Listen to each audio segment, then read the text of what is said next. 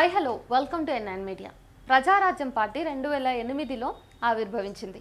2009 ఎన్నికల్లో తెలుగుదేశం పార్టీ పరాజయానికి కారణమై 2014 ఎన్నికల నాటికి కాంగ్రెస్ పార్టీలో విలీనమై పూర్తిగా అంతరించిపోయింది.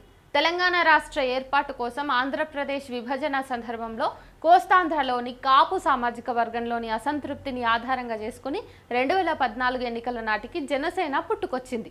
అయితే ఈ ఎన్నికల నాటికి జనసేనకు తనకు నమ్మకం లేకపోవటం వల్ల తెలుగుదేశం బీజేపీ కూటమికి మద్దతు ఇచ్చింది. 2014 ఎన్నికలలో అనూహ్యంగా తెలుగుదేశం పార్టీ కాపుల ఓట్లను పెద్ద ఎత్తున పొందగలిగింది. కానీ 2019 ఎన్నికలలో పూర్తిగా వైఫల్యం చెందింది. అయితే 2024 నాటికి తెలుగుదేశం బీజేపీ జనసేన కూటమిలో భాగంగా 21 శాసనసభ 2 లోక్సభ స్థానాల్లో ముఖ్యంగా కోస్తాంధ్రలోని కాపు సామాజిక వర్గం బలంగా ఉన్న ప్రాంతాలలో గెలుపొందింది.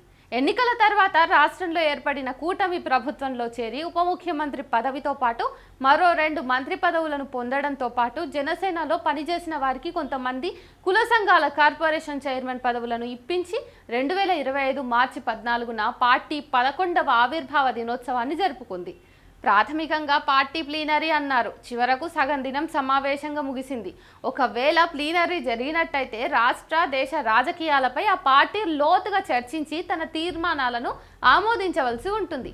అటువంటి సాంప్రదాయానికి స్వస్తి చెప్పి కేవలం ఎన్నికైన ప్రజాప్రతినిధుల ఉపన్యాసాలకు ఆవిర్భావ దినోత్సవం పరిమితి అయ్యింది. ప్రజాప్రతినిధులు తమ ప్రసంగాలలో అధినాయకుడిని పొగడ్తలతో ముంచెత్తడంతో పాటు తమ విధేయతను ప్రకటించుకున్నారు. ఇటువంటి విధేయతను ప్రకటించడం ప్రతి పార్టీలో జరిగే తంతే.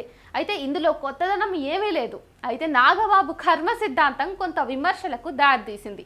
ఇక పార్టీ అధ్యక్షుడు చేసిన సుదీర్ఘ ప్రసంగంలో కొత్తదనం అయితే ఏమీ లేదు. పవన్ కళ్యాణ్ గతంలో అనేక సార్లు ఏదో ఒక సందర్భంలో చెప్పిన మాటలనే తిరిగి చెప్పిండు. ఇందులోనే పార్టీ భవిష్యత్తుకు సంబంధించి ఒక స్పష్టత రాకపోయినా కూడా మరింత అస్పష్టతను సృష్టించింది.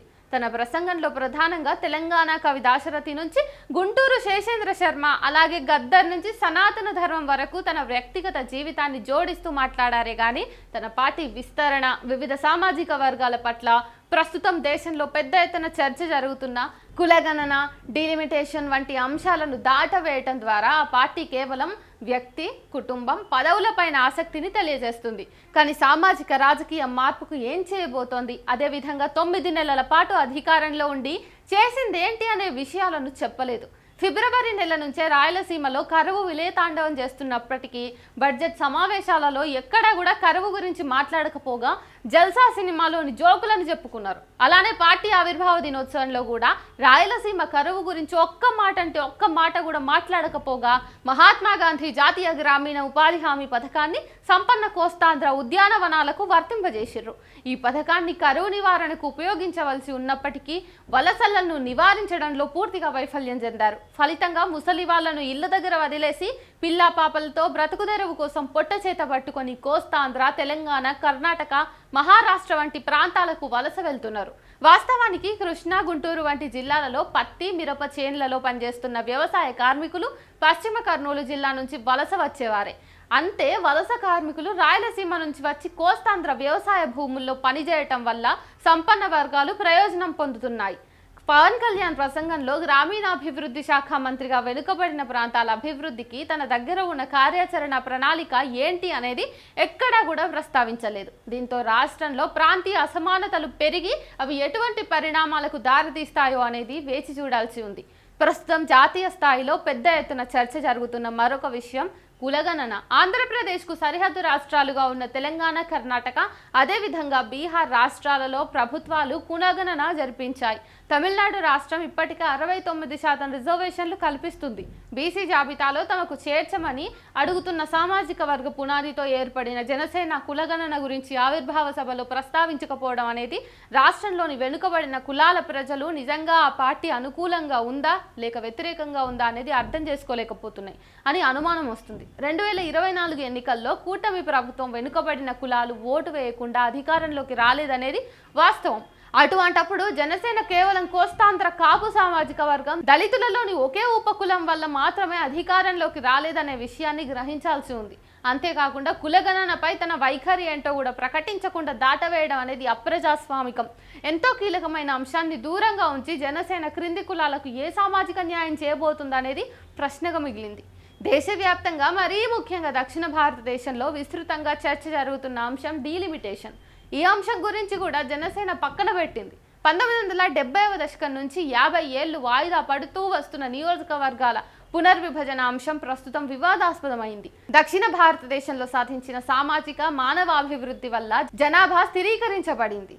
అయితే అదే ఉత్తర భారతదేశంలో చూసుకుంటే జనాభా విపరీతంగా పెరిగిపోయింది. పెరిగిన జనాభా ఆధారంగా డీలిమిటేషన్ జరుగుతుంది కాబట్టి దక్షిణ భారతదేశానికి పార్లమెంటు ప్రాతినిధ్యంలో అన్యాయం జరుగుతుందని తమిళనాడు కేంద్రం నుంచి రావాల్సిన నిధులు తగ్గుతాయని కేరళ 2024 ఎన్నికల ముందు నుంచి మాట్లాడుతూనే ఉన్నాయి.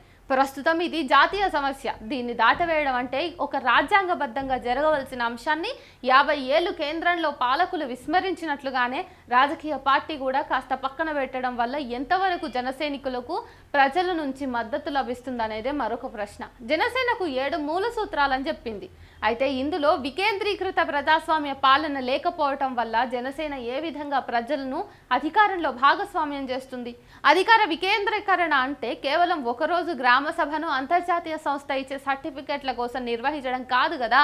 ఇందులో లేవనెత్తిన విషయాలన్నీ ఆ పార్టీ రాజకీయ ఆలోచన, సైద్ధాంతిక భూమికకు సంబంధించిన అంశాలు.